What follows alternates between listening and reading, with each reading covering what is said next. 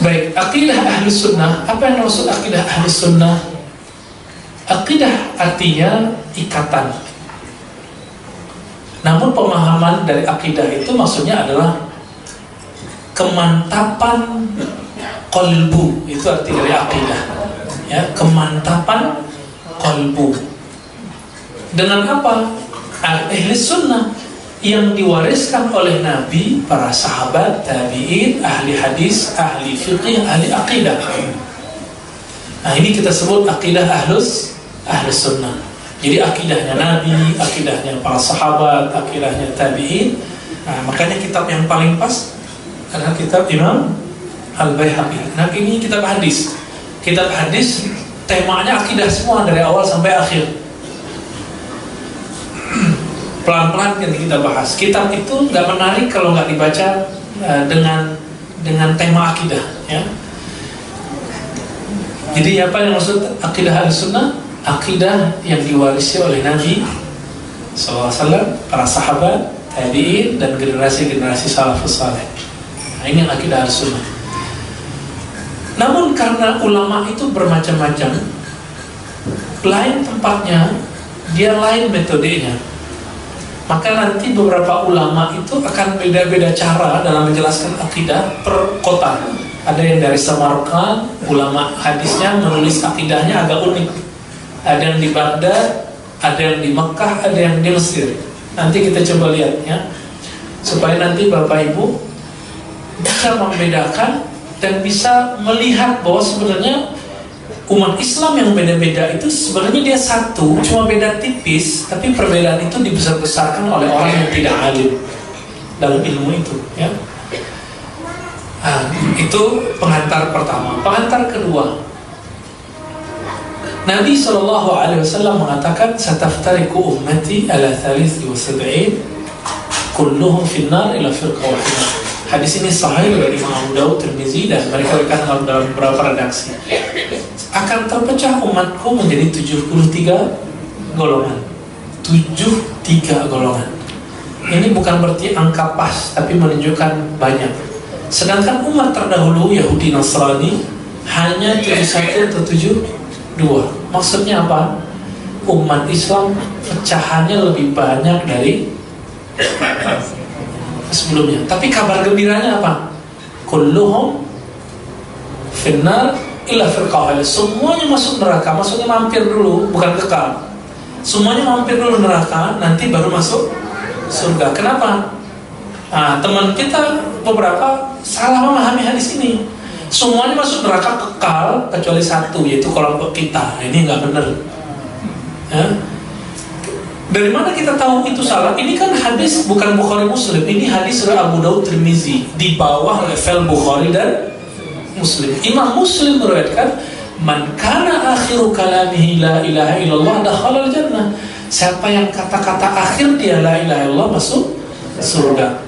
Nabi bersabda, hadis sahih. Panggil Hurairah, "Ya Abu Hurairah." Ya. Kata Abu Hurairah, "Fa'atani na'alai." Lalu aku diberi 2 sendal. Jadi Abu Hurairah itu dulu ngaji nyeker. Waktu dikasih misi dakwah, dikasih sendal sama Nabi. Jadi Nabi itu modalin orang. Karena Nabi punya tanah wakaf, ya. Bukan wakaf juga, itu Baitul Mal. Nabi biayain. "Ya Abu Hurairah, kamu pergi ke belakang kebun ini dulu. Madinah itu cuma kebun, sampai sekarang masih ada kebunnya." Apa kata Nabi? "Siapapun yang kamu temui membaca la ilaha illallah mustayqinan fi qalbihi, qalbunya penuh dengan yakin baca la ilaha illallah." Nah, nanti kita maknai apa yang maksud la ilaha illallah itu. Nanti ada tingkatan pemahamannya, tingkatan basic, ada menengah, ada yang sudah excellent, ya, pemahamannya. Nanti bertahap kita jelaskan. Jadi bukan hanya ini yang benar, tidak. Ini ada tahapan. Apa kata Nabi? "Absyirhu bil jannah." Siapa yang membaca la ilaha illallah dengan semua tingkatan-tingkatan itu, berilah kabar gembira dia pasti masuk surga. Walaupun nanti mampir dulu. Ya, nah, itu maksudnya. Ya, jadi hadis ini sahih. Dijelaskan oleh tadi, kalau dia terjebak pada aliran-aliran sesat, Kalau masih membaca la ilaha illallah, ada harapan masih bisa masuk surga, cuma lama ya. Orang dosa maling, mohon maaf, dosa zina, itu dosa besar. Tapi dosa akidah lebih besar. Lebih besar dosa, lebih lama nanti nerakanya daripada koruptor. Ya. Makanya benar-benar kajian ini harus serius. Kalau perlu Bapak Ibu rekam ya. Nanti temannya yang enggak ini share ke temannya supaya nanti enggak ketinggalan. Ya. Ada hal-hal yang nggak bisa lepas di sini.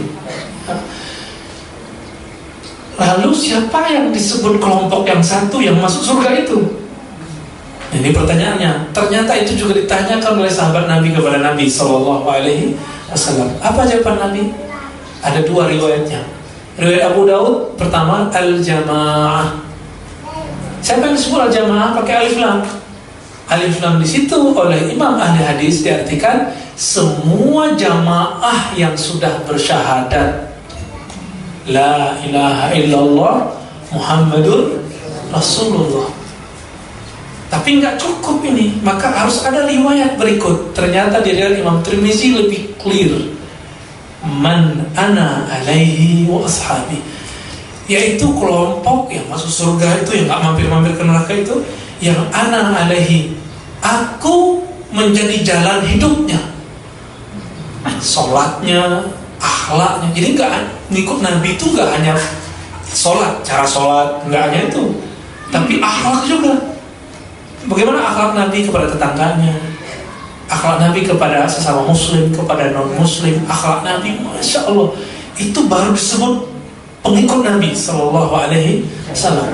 Jangan sampai nanti orang yang rajin tahajud, rajin sholat jamaah di sini, tapi tetangganya tersinggung sama dia.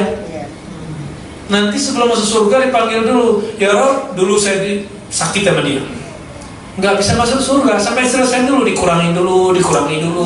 Kalau masih ada bekalnya baru bisa masuk surga, ngantri nanti ya. Dan itu jelas.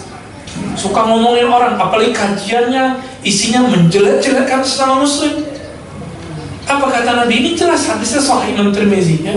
Sungguh merugi orang-orang yang kehabisan modal, kehabisan pahala. Siapa mereka? Mereka yang syatama kaza wa ta'ala kaza, orang yang mencaci ini, menghujat ini. Nah, kita tidak mau kajian Ahlus Sunnah itu isinya cacian. Nah, kajian saya insya Allah akan mencoba mencari titik temu itu. Nah, ini teman saya senangnya emang bentrok-bentrok abiarin ya. Ini beda saya dengan kamu. Kenapa? Saya ngamalin surat Al-Hujurat, fa aslihu baina akhawaikum. Maka damaikanlah, carilah titik temu antara sahabat-sahabatmu, saudara-saudaramu sesama seiman, semuslim. Nah, semoga ini nanti jadi tren kita, namanya manhaj islah. Apa namanya? Ayatnya surah Al-Hujurat ya.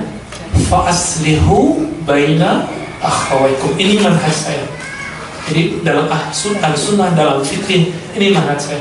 Jadi kalau orang suka bentrok-bentrokin Salafi dengan Jemaah Tabligh, Salafi dengan NU, saya nggak suka bentrokin. Betul beda emang. Kita jelaskan perbedaan, nanti kita cari titik temunya. Gitu. Betul kita beda misalnya antara tarekat dengan Muhammadiyah. Ada beda semua. Ada cara menemukannya. Hanya orang yang menutup hati, yang tidak mau mempertemukan ini, tidak mengamalkan ayat ini, surat Al-Hujurat. Aina antum min hadhil ayah ya. Di mana posisi kita ketika Allah sedang ngomong aslihu? Kalau Allah perintahkan satu, wajib nggak? Wajib nggak? Al-aslu fil amri lil wujub. Pada dasarnya perintah itu wajib. Maka insya Allah saya niatkan ikhlas karena Allah, kajian ini untuk mempertemukan qalbu kita, insya Allah ya.